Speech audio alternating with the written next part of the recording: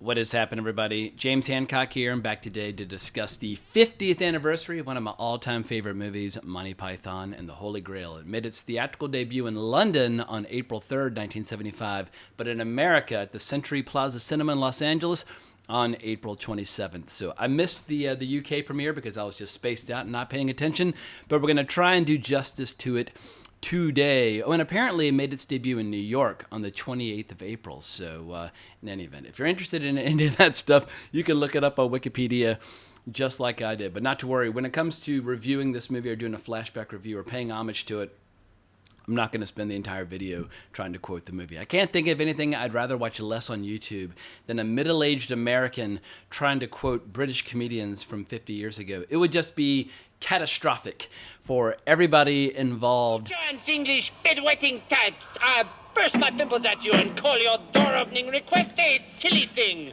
You tiny-brained whappers of other people's bottoms. If you do not open this door, we shall take this castle by force. And I think the big problem a lot of Americans have with English accents oftentimes is that we forget that, like, depending upon the city or the region or class or whatever, the accent changes. I mean, just listen to Michael Palin in a lot of these Flying Circus sketches as well as the movies. Michael Palin will do like a Yorkshire accent and then he'll completely switch gears and do another one. And Americans, we just tend to be kind of deaf to a lot of those subtle distinctions. But why is this movie one of my all-time favorite movies? Every kid has movies that they watch over and over and over again, but Monty Python and the Holy Grail was the first movie where, as like a 12-year-old, my friends and I thought, erroneously, but we thought we were really cool because we were watching a movie that came out before we were born, and we were watching a movie that kind of flew in the face of popular American comedy at that time. I love American comedies from the 1980s. I've watched them all a billion times over. But if you watch like that National Lampoon style over and over again, directors like Harold Ramis, that is one style of comedy. And suddenly, out of the blue, came Monty Python and the Holy Grail, which kind of, it was the exact opposite of everything we were accustomed to in America. Monty Python and the Holy Grail. But rewatching this movie on VHS with my buddies at the time was not my first encounter with this movie. My first encounter was kind of traumatizing because in the early 80s, when my family first got cable, for whatever reason, HBO was playing Excalibur and Monty Python and the Holy Grail over and over and over again. But I was so young, I kind of couldn't tell which movie was which. And so anytime I turned on the TV and went to HBO and saw people in armor, I was like, oh no, is this going to be that movie that's really scary with like people hanging and being executed and all sorts of like twisted, like, really disturbing shit? Or is it going to be that weird movie with that French guy, and offering French insults to all the Kniggets, as they pronounce it. It took me years to figure out he's actually pronouncing knights. But anyway, in any event, like even if 99% of the humor of this movie escapes you, even if you're like just like an innocent little kid, you can still kind of get on its wavelength. Like there's the silliness, and there's also the fact that these guys all went to Oxford and Cambridge, and apparently that was a big source of contention. Anytime there was a debate between the cast members of Monty Python, they would kind of get divided into the left brain, right brain. And according to Terry Gilliam, John Cleese, Eric Idle, and Graham Chapman, they were all Cambridge educated, and they would have like their team. And their style of comedy and debate was very aggressive, just attack, attack, attack, no defense. And then you would have Terry Jones and Michael Palin, as well as Terry Gilliam as the kind of obligatory American who would be in the other camp. And I think that that creative rivalry is part of what made this comedy so goddamn successful, because there wasn't a lot of like, oh, like, let's try your idea or let's try his idea. It's like, no, like the best idea was going to win. And there's a great behind-the-scenes documentary made by the BBC where you get a brief shining moment where John Cleese makes it abundantly clear they were talking mad shit and they were competitive and they were aggressive, and I just find it delightful. But I mean, you're all treating them with proper respect. Well, I mean, there's never been any mutual respect within the Python group at all, as you probably know. But we're withholding a lot of the criticism that we would normally be making. And apparently shooting this movie was a pretty miserable experience. It was basically 5 weeks of wet and cold up in Scotland. And while it looks like they're wearing armor, only Graham Chapman was wearing armor. The rest of them were wearing like knotted wool that was painted to look like armor. And when you walk around in wet fields all day, then the damp would just creep its way up their body to the point where they're all getting pneumonia by the end of the day. But there was one day where Michael Palin was doing 6 or 7 takes, like crawling through briars in the rain. And at a certain point, he just had enough and just had a temper tantrum. But rather than saying like, oh, like how can we bring you a cup of tea or can we warm you up? They all just applauded and started laughing that he'd had such an epic shit fit. And that is the spirit in which this movie was made. And I think that's a big part of what makes the comedy so legendary and so immortal and so evergreen, because a lot of comedy ages like a fart in an elevator, and then for whatever reason, there's some comedies that just get better and better and better. And I would argue that Monty Python's contributions to comedy in the 70s are as important to the comedy genre as any other comedic force you care to mention in movies, whether that's Mel Brooks or Woody Allen. They're in the mix as one of the most important comedic teams ever.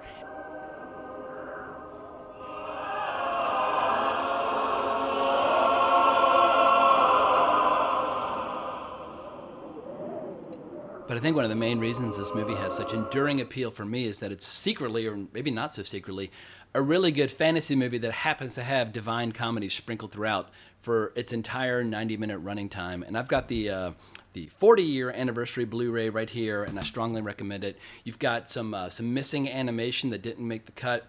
You've got some outtakes, and you have 2 incredible commentary tracks, one by Terry Jones and Terry Gilliam, the co-directors. Obviously, Terry Gilliam was handling the smoke and the dead bodies and the skulls and all the atmosphere and all that stuff that was incredibly time-consuming to create when they had almost no money, and obviously the animation. And then you've got, obviously, Terry Jones handling the comedy, the actual directing of the performers and that sort of thing. And like with anything with the Monty Python troupe, lots of conflict in terms of the division of labor and the division of duties, and plenty of battles on the set when John Cleese is delivering solid comedy gold, but he's being told to wait because they're trying to create enough smoke. The constant presence of smoke, while it looks spectacular in the final product, was definitely a source of debate between the cast and the crew and the directors. But when it comes to fantasy, like John Cleese as Tim the Enchanter, like shooting fireballs and then applauding all this, like, it's all incredible. Or John Cleese as fucking Sir Lancelot, just on a murderous rampage, killing everybody in a particular castle. It's fantastic. Or Terry Gilliam and John Cleese themselves as the Green Knight and the Black Knight fighting to the death.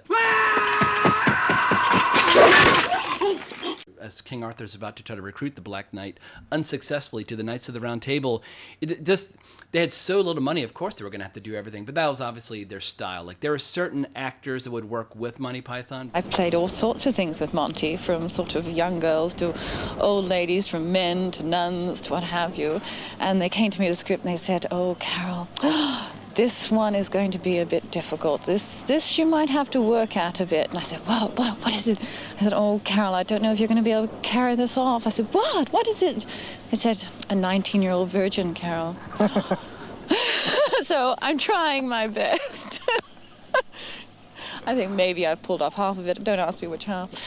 I think I saw somewhere that Graham Chapman did 4 roles and that Michael Palin did 14 roles. Or was it Eric Idle who did 14 roles? And in any event, they all perform a variety of roles. But when I was a little kid, I was so invested in it as, like, King Arthur and the Knights of the Round Table. It never even really occurred to me that you're seeing Michael Palin and Eric Idle and John Cleese and all these guys over and over and over again. But obviously, I was just a stupid little kid just having a good time watching a great fantasy film and laughing at all the jokes. I'm seeing here, Sir Michael Palin played the most characters of 12. So I got that wrong. But thank you, IMDb Trivia, for helping me with getting my facts straight. But when it comes to discussing comedy and reviewing comedy, it's a really tricky business because if you discuss a joke too much, you can kind of break it and it stops being funny. But I do want to try to dig into what makes this work. And I guess, like, what is the magic mixture or elixir that goes into creating a quotable comedy? There are a lot of comedies that are endlessly quotable, and if you're hanging out at a bar or hanging out with your friends or hanging out at a family reunion, you could have entire conversations just quoting comedies. But this is easily one of the most quotable comedies ever made, as is Life of Brian and Meaning of Life. I mean, I love all their movies. Their movies are absolutely fantastic. But I can remember vividly my friends and I getting in trouble in school, back in middle school, trying to quote this movie in class. And hang on, I've got to look up the exact Latin phrase. And you'll have to forgive me because I never took Latin, but the exact chant, or the Gregorian chant that's being chanted by the monks in the movie on multiple occasions, is Pie lesu domine, dona eis requiem. And of course, none of us could remember the lines. We would just kind of mumble a bunch of mumbo jumbo and start smashing our faces with books, and we would get sent to detention and that sort of thing. I'm sure our parents were none too pleased, but I have a feeling that the boys in Monty Python would appreciate the spirit in which we were behaving, at least in small doses. I have a feeling they were all very naughty boys back in the day. But where to begin? I guess what I should do, just discuss a few of my favorite scenes while trying or resisting the urge to quote them, and then get into some of the behind the scenes, and then wrap up this video, because part of the art of comedy, not that I'm trying to be comedic, but when discussing comedy, is brevity. Brevity is the soul of wit. Don't overstay your welcome. Exit stage while you still have people's attention. And so I'm going to keep it short and sweet. Favorite scenes, a little behind the scenes, and then just recommend that people hunt down the movie if they've never seen it and or have not seen it in quite some time. And as I mentioned earlier, YouTube is being very strict about which clips I can include and which ones I can't. However, for whatever reason, the 3-minute trailer is totally fair game, so let's start there. Once in a lifetime, there comes a motion picture which changes the whole history of motion pictures. A picture so stunning in its effect, so vast in its impact, that it profoundly affects the lives of all who see it. One such film is... Very good, thank you. Yes, thank you. Next, please.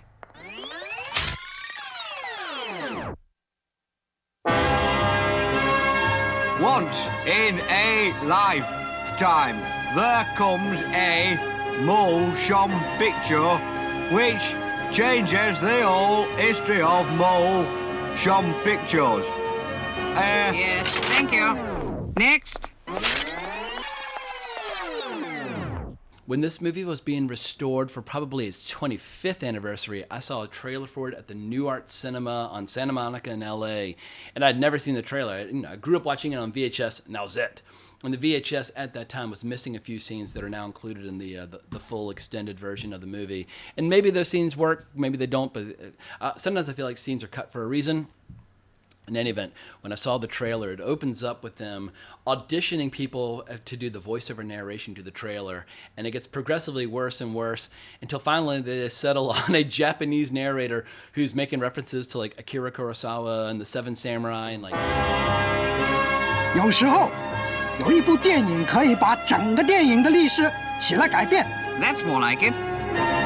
Kurosawa 的《Seven Samurai》就是这样的一部电影，还有《Ivan the Terrible》，其余的都是平常的电影，像《Herbie Rides Again》、《La Notte》和《Monty Python and the Holy Grail》。Monty Python and the Holy Grail 有许多滑稽的。 If you do not open this door, we shall take this castle by force.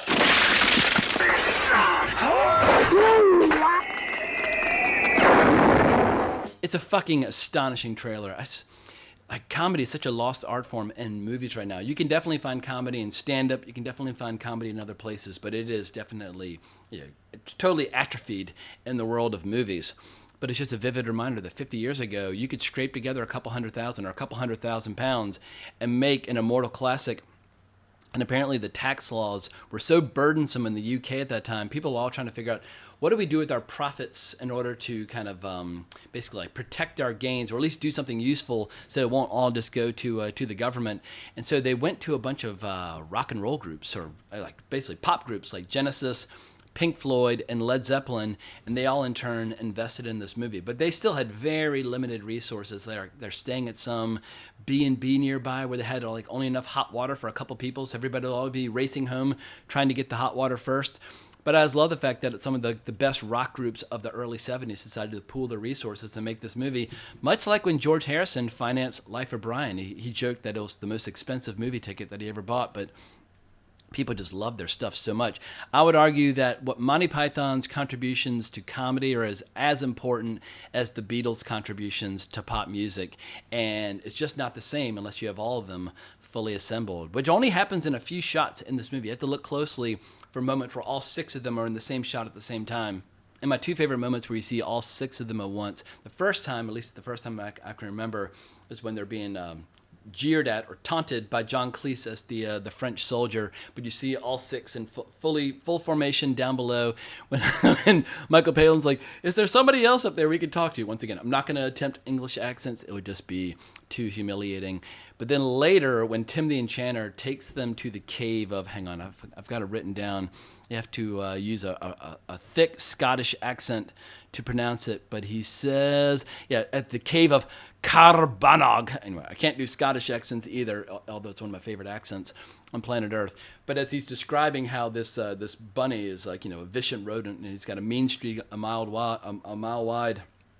And I think it's Eric Idle's like, what's he going to do? Nibble your bum? I mean, that line alone always has me like rolling off the sofa. But you see all six of them in full formation there. Even Terry Gilliam, who is the knight that is assigned the duty of attacking the bunny, is like, one rabbit stew coming right up. But that is Terry Gilliam, who promptly gets beheaded by the cute little bunny. But part of the genius of this movie is how basically it almost has no plot. And originally it was going to be half in the modern age, half in the Dark Ages. But they finally decided, let's just make it the great majority of it in 932 AD. And you have basically like one sketch after another. And the sketches very rarely have anything to do with one another. Although there are certain recurring gags like beating walls with cats or stepping on cats. Like cats take a lot of punishment in this. Or the English socialists, they keep popping up. Or people piling up filth and mud. I mean, that's one of the recurring gags. Everybody in the Dark Ages is just tasting or collecting or stacking up mud and shit and filth and that sort of thing. But you basically have these independent sketches that are broken up by divine animation by Terry Gilliam. And this animation was pretty crude and rudimentary, but it looks fucking stunning. And part of the joy of this Blu-ray is you get to hear in detail by Terry Gilliam how it's basically just him moving pieces of paper around with his animation crew. Very easy, but very time-consuming. But I think the animation is the glue that holds it all together and gives you a break. If you just had wall-to-wall Monty Python sketches, it would just feel like yet another episode of Monty Python, the Monty Python's Flying Circus, which is fine, but that's not a movie. The animation takes it to another level, and there's weird little like sight gags tucked away inside. Like at one point, there's a transition as everybody has a little reunion and they're marching along. But if you look closely, all the servants, when they're carrying their trunks, they don't just carry the trunks on their backs. It's like medieval torture humor where like their heads are like an angle upside down sideways, just showing like how they're in constant agony and whatnot, carrying all this crap for all these knights in shining armor.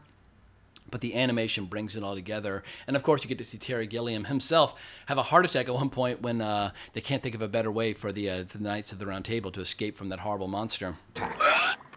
The cartoon peril was no more. But as I was rewatching the movie, I was trying to limit myself to what are the best sketches? What are the best bits? Because most comedies have their great scenes and their shit scenes that you just totally disregard and forget about.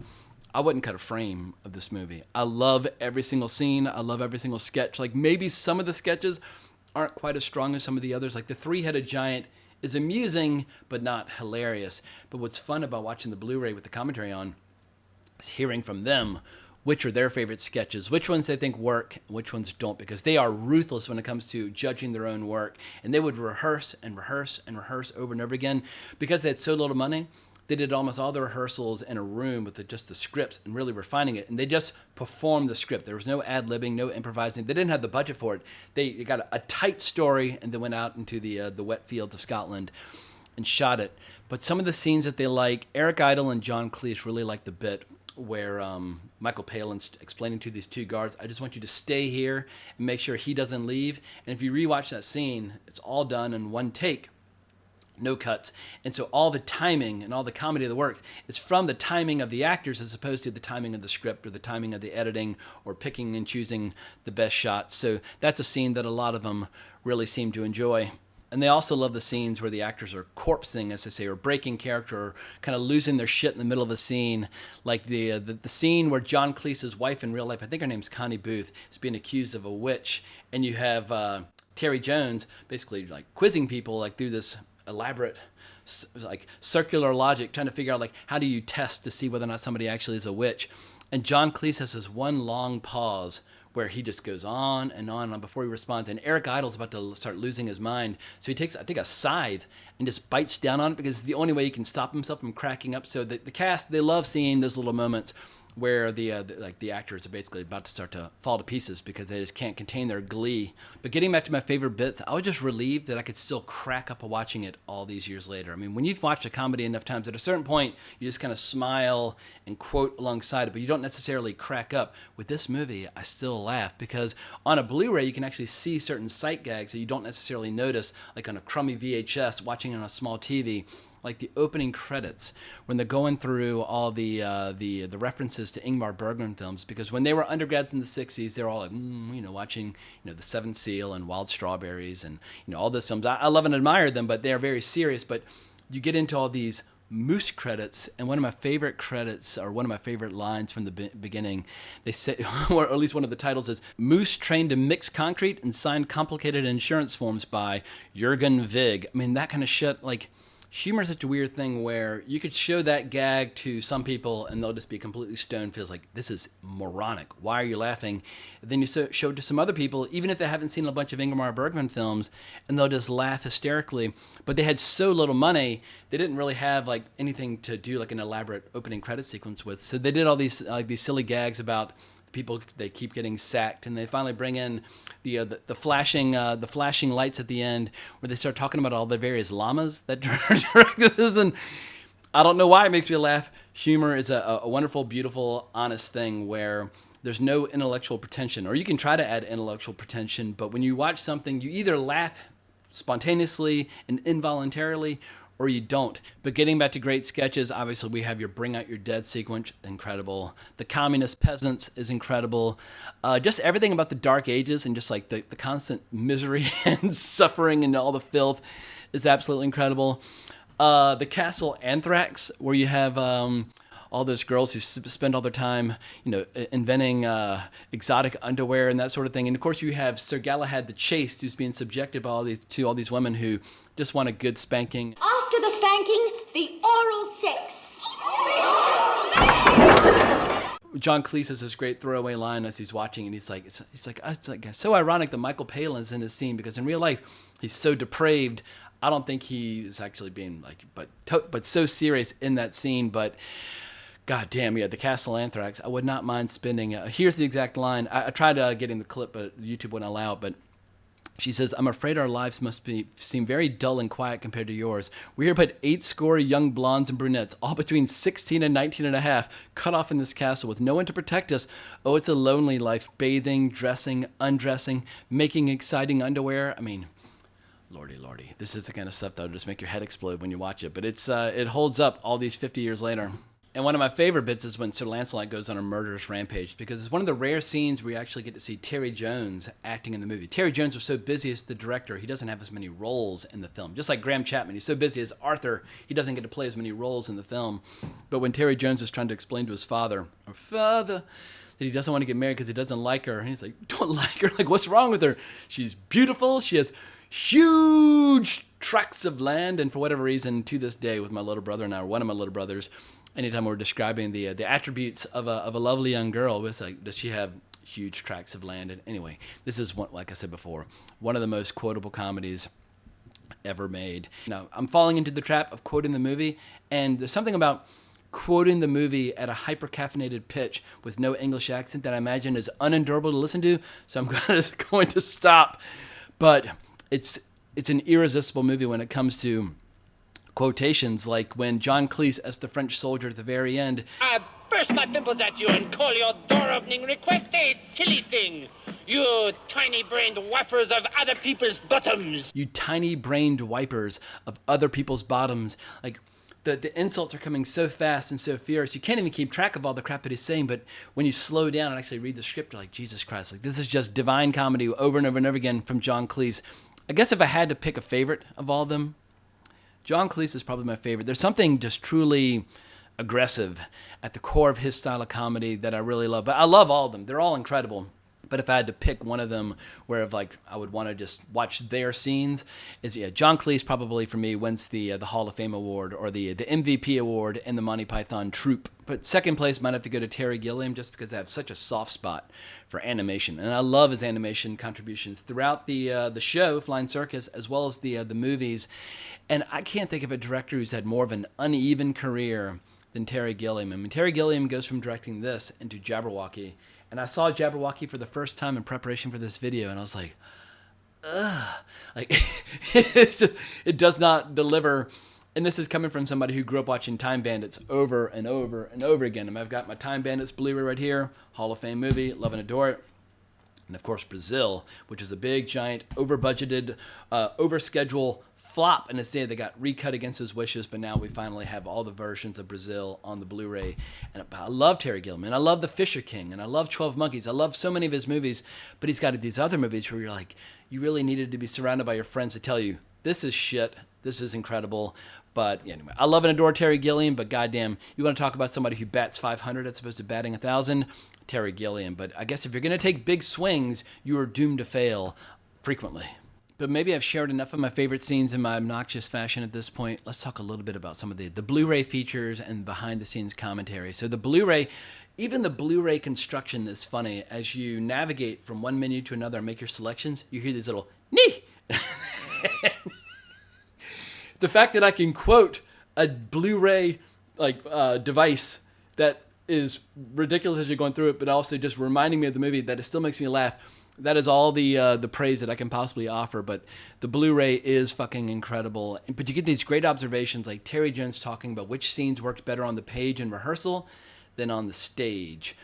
And for whatever reason, according to Terry Jones, the Knights that Hussein Nee scene, he always liked it better when they were reading it around the table, and they just couldn't quite get it right then and there. And he blames it on the elaborate construction of what Michael Palin is standing on. It's like he's standing on this ladder, and he's got this like 50-pound helmet on him. It was making it difficult for him to deliver. I think the scene is hysterical.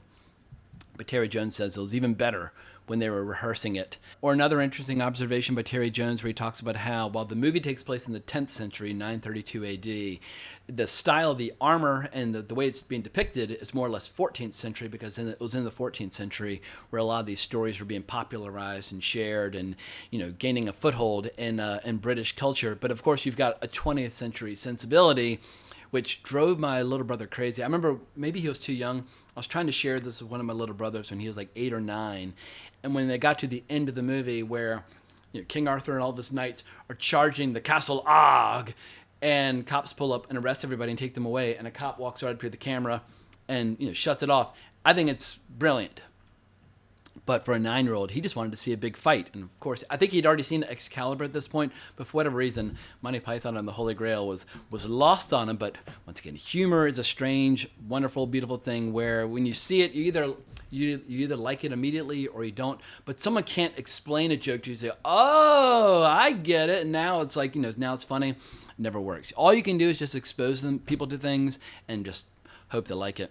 But getting back to the armor and the depiction of this period, apparently it was only Graham Chapman who actually got to wear real chainmail armor. And if you look closely, his armor looks absolutely gorgeous. But Graham Chapman, he was struggling with during the shoot because he was a recovering alcoholic and he'd have good days and bad days.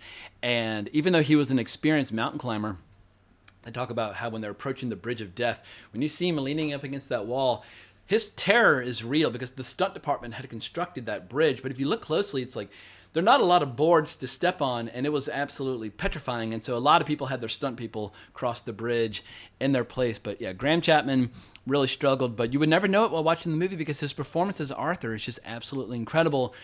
And he has the unfortunate duty, but he pulls it off marvelously, of being the straight man. While everybody else is being weird and silly around him, Arthur has to do everything straight-faced with total sincerity. It's a little bit like the sense of humor in Airplane, where it's totally straight, but also making you laugh. And that is hard to do. And some comedians know how to pull it off, and some do not. Some thrive when they're just being silly.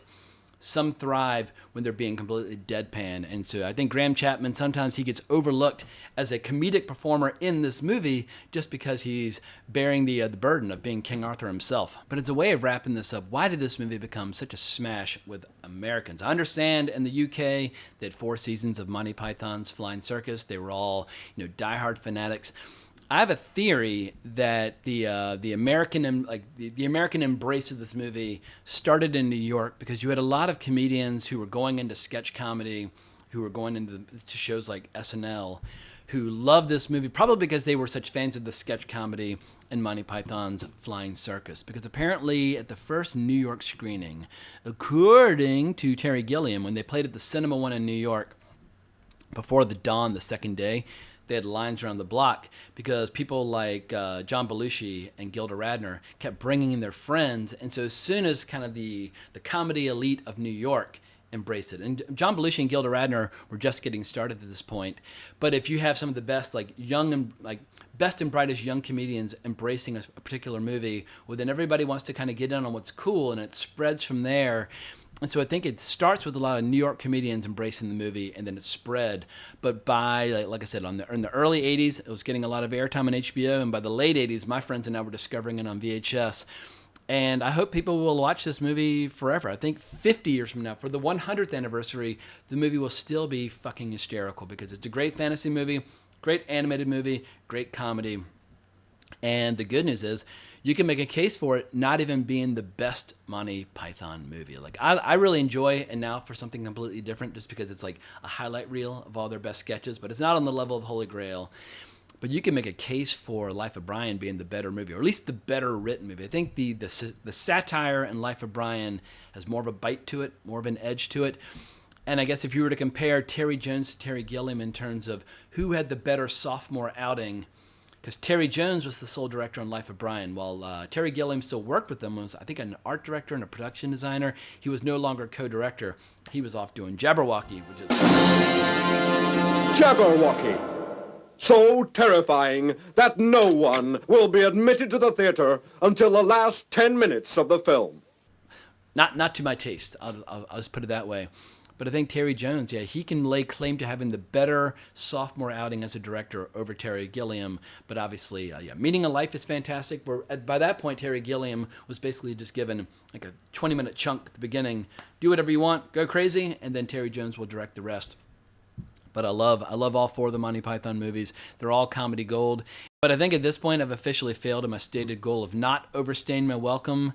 And it's something weird about reviewing a comedy for a very, very long video without any attempts at humor, but I'm not a comedian. I don't do comedy. I think I can sometimes be unintentionally funny just by being like a silly, over-caffeinated dumbass. But thank you for sticking with me every step of the way, and I hope you'll forgive some of my attempts at quoting these guys.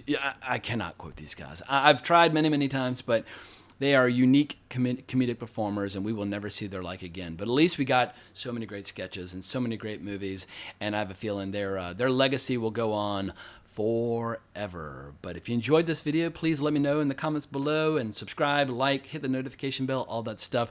I've got more flashback reviews coming up in the near future. I'm going to definitely do a 75th anniversary review for In a Lonely Place, but I might even have to do a 100th anniversary video of all my favorite movies from 1925, but I really enjoy doing these flashback videos. They'll never be the main thrust of the channel, but they're a way of kind of keeping my film nerd side satisfied while I'm covering more contemporary cinema, although we've been kind of lucky lately with some good contemporary movies.